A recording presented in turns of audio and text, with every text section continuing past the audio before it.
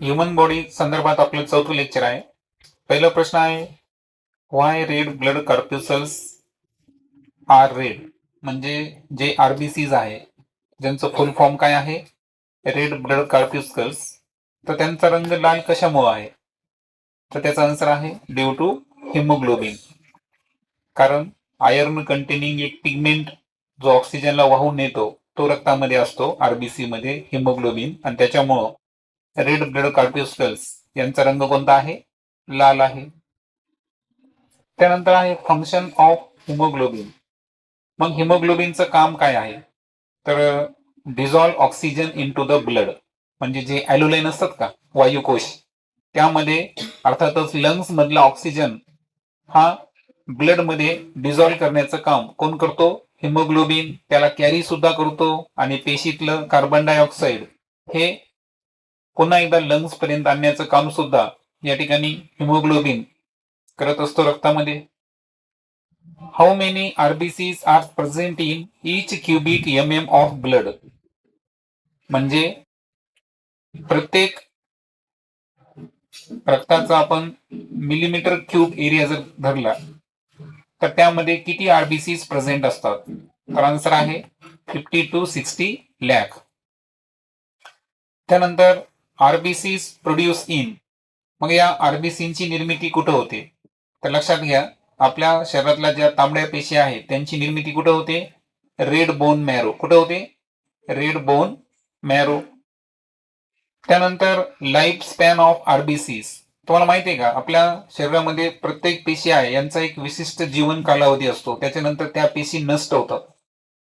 तर आरबीसीचं जे जीवन काल आहे तो किती आहे?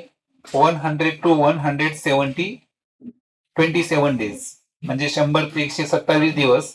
यानंतर स्प्लीन मध्ये या आरबीसीज नष्ट होतात. What is the difference between RBC and WBC? मग आता जे रेड ब्लड कॉर्प्युसल्स आहेत आणि व्हाईट ब्लड कॉर्प्युस्कल्स यांच्यामध्ये नेमका फरक काय आहे? तर लक्षात ठेवायचं, आरबीसी जे आहेत या स्मॉल, सर्क्युलर आणि इन्यूक्लिएटेड आहेत, म्हणजे त्यांच्यामध्ये न्यूक्लियस नसतं. पण डब्ल्यूबीसी जे आहेत ते लार्ज म्हणजे मोठ्या आकाराचे आहे, न्यूक्लिएटेड म्हणजे त्यांच्यामध्ये न्यूक्लियस प्रेझेंट असतं, आणि त्या कलरलेस म्हणजे रंगहीन आहे, म्हणून त्यांना आपण व्हाईट ब्लड कॉर्प्युसल्स म्हणतो. हाऊ मेनी डब्ल्यूबीसीज are present in per cube of blood. मग ब्लडचा आपण 1 क्यूब एरिया जर कन्सिडर केला तर त्यामध्ये डब्ल्यूबीसी ची संख्या किती असते? तर ती संख्या असते 5000 to 10,000. 5000 ते 10,000. Which are 5 types of WBC. मग आता व्हाईट ब्लड कॉर्प्युस्कलचे 5 प्रमुख प्रकार कोणते? ते आहेत basophils, eosinophils, neutrophils, monocytes and lymphocytes. तर असे 5 प्रकार. WBC are produce in. RBC आणि डब्ल्यूबीसीचं एक वैशिष्ट्य आहे की दोघांची निर्मिती कुठे होते? रेड बोन मॅरो मध्ये होते. Which blood cells act as a soldier in our body. तर सैनिकांसारखं काम करणारे, आपली रोगप्रतिकार शक्ती वाढवणारे, संरक्षण देणाऱ्या पेशी कोणत्या? तर त्या पेशी कोणत्या आहेत? डब्ल्यूबीसी. Function of WBC. तर डब्ल्यूबीसीचं पहिलं कार्य आहे की पॅथोजनवर ते अटॅक करतात, म्हणजे जे काही रोग जंतू आपल्या शरीरामध्ये प्रवेश करतात तर त्यावर अटॅक करण्याचं काम हे ल्युकोसाइट्स अर्थातच डब्ल्यूबीसीचं आहे. Protect from microbial disease. आणि जे सूक्ष्मजीवामुळे होणारे आजार आहेत तर त्यापासून आपल्या शरीराचं संरक्षण करण्याचं कार्य हे डब्ल्यूबीसी करतात. How are the platelets. मग आता प्रश्न असा आहे की प्लेटलेट्सचा आकार कशा पद्धतीचा आहे? कारण आपल्याला माहिती आहे ब्लड सेल मधले आपण आतापर्यंत 2 पाहिल्या, आरबीसी आणि डब्ल्यूबीसी. तिसरा टाईप कोणता आहे? प्लेटलेट्स. आता प्लेटलेट्स हे extremely small and disc shape, म्हणजे ते अतिशय सूक्ष्म असतात आणि त्याचा आकार कसा असतो? डिस्कच्या आकाराचे असतात. How many platelets are present per cube of blood. की आपण 1 क्यूब ब्लड जर घेतलं तर त्यामध्ये किती प्लेटलेट्स असतात? तर आन्सर आहे 2.5 to 4 lakh. Function of platelets. मग प्लेटलेट्सचं कार्य काय आहे? Participate in blood clotting process. पहा, या अगोदर आपण फिब्रोनेजिन नावाचं प्रोटीन पाहिलं होतं प्लाझ्मा मधलं. त्या व्यतिरिक्त प्लेटलेट्स हे सुद्धा रक्त गोठवण्याचं काम करतात. जिथं इंजुरी किंवा हिलिंग वगैरे असेल अशा ठिकाणी ब्लड क्लॉटिंग प्रोसेस मध्ये ते भाग घेतात. Which gases are transport by blood, म्हणजे रक्ताच्या साह्यानं कोणकोणत्या गॅसेसचं ट्रान्सपोर्टेशन होतं. त्यामध्ये फर्स्ट ऑफ ऑल आहे ऑक्सिजन. ऑक्सिजनचं वहन ब्लड कुठून कुठे करतो? Lungs to cell. आणि carbon dioxide from cell tissue to lungs, म्हणजे फुफ्फुसाकडून पेशी किंवा ऊतीपर्यंत ऑक्सिजन नेणे आणि ऊती किंवा पेशीकडून लंग्स पर्यंत कार्बन डायऑक्साईड आणणे हे कार्य ब्लड करत असतो. आणि यामध्ये त्याला मदत करणारा कोण असतो? Haemoglobin. Which nutrients are carried by bloods, आता कोणते असे न्यूट्रिएंट्स आहे की ज्याचं ट्रान्सपोर्टेशन हे ब्लडच्या साह्यानं होईल? ते आहेत glucose, amino acids. Which nitrogenous waste transport by blood from tissue to kidney for excretion, उत्सर्जन होत असताना टिश्यू कडून किडनीकडे कोणकोणते नायट्रोजिनियस वेस्टचं ट्रान्सपोर्टेशन वहन हे ब्लड कडून होत असतं? त्यामध्ये अमोनिया, युरिया अँड क्रिएटिनाइन असे हे 3 नायट्रोजिनियस वेस्ट आहेत. कोणते कोणते? Ammonia, urea and creatinine. त्यांचं एक्सक्रेशन हे टिश्यू टू किडनी ब्लडच्या साह्याने होत असतं. How blood protects our body, मग रक्त आपल्या शरीराचं संरक्षण कोणत्या पद्धतीनं करत असतं? ब्लड प्रोड्युसेस अँटीबॉडीज, तर आपलं जे ब्लड आहे त्याचं कार्य आहे अँटीबॉडीज, म्हणजे प्रतिजैविकी तयार करणे. म्हणजे पॅथोजन जर आपल्या शरीरात येत असेल तर त्यानुसार अँटीबॉडीज बॉडीमध्ये तयार करण्याचं काम हे ब्लड करत असतं. त्यानंतर enzymes and hormones transport by, आता आपल्या शरीरामध्ये विविध प्रकारची काय असतात? एन्झाईम्स असतात ज्यांना आपण विकरे म्हणतो, आणि काही हार्मोन्स ज्यांना आपण संप्रेरके म्हणतो. तर यांचं वहन कशाच्या साह्यानं होतं?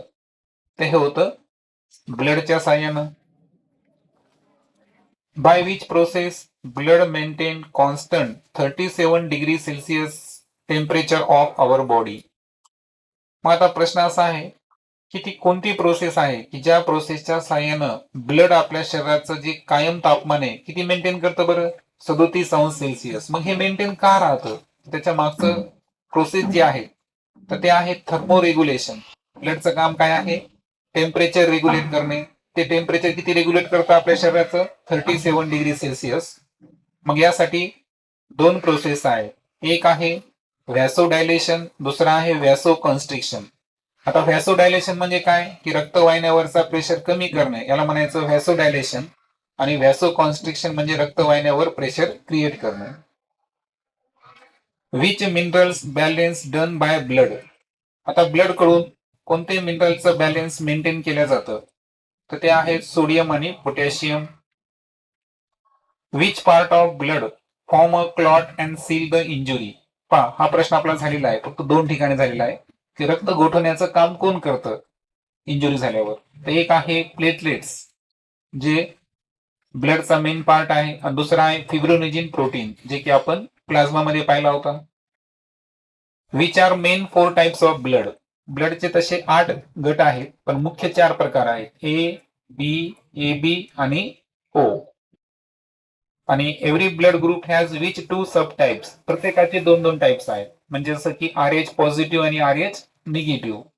पहा तुम्ही ऐकलं असेल ना, कोणाचं ब्लड देताना पहा तुम्ही म्हणताल, तुम्ही विचारता तू ओ पॉझिटिव्ह आहे का ओ निगेटिव्ह आहे? प्रत्येकाचे 2. ए पण तसं आहे, A positive A negative, A B positive A B negative, B positive B negative, असे एकूण सब ग्रुप जर पाहिले आपण तर 8 होतात. Process of blood transfusion is, पहा आपण बऱ्याच वेळेस काय होतो की स्वइच्छेने रक्तदान करतो, तर ते आहे ब्लड डोनेशन. तर ब्लड डोनेशन मध्ये आपण ब्लड काय करायलो? ट्रान्सफ्यूज करायलो. कधी कधी तर असं होतं की पेशंट बाजूला असताना सुद्धा त्याला रक्त द्यावं लागतं, आहे की नाही? तर हे झालं ब्लड ट्रान्सफ्युजन. तर याशी रिलेटेड प्रोसेस म्हणजे blood donation. Which disease patient needs blood transfusion, मग आता ब्लड ट्रान्सफ्युजन हे कोणत्या पेशंट लागतं बरं? तात्काळ रक्त लागतं असं कोणते कोणते आजार आहेत? त्यामध्ये आहे ॲनिमिया, थॅलेसमिया अँड कॅन्सर. तर 3 आजार आहेत, ॲनिमिया, थॅलेसमिया आणि कॅन्सर. तर या 3 आजारामध्ये ब्लड ट्रान्सफ्युजन हे पेशंटला इसेन्शियल असतं. Person who donate the blood, जो व्यक्ती रक्त देतो तो कोण? तो आहे रक्तदाता. त्याला इंग्रजीमध्ये म्हणायचं ब्लड डोनर. काय म्हणायचं? Blood donor.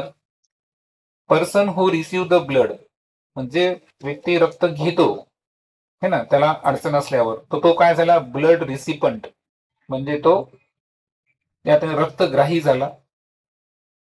Universal donor blood group, माहिती आहे का तुम्हाला? एक ब्लड ग्रुप असा आहे की तो कोणालाही रक्त देऊ शकतो. मग तो कोण आहे?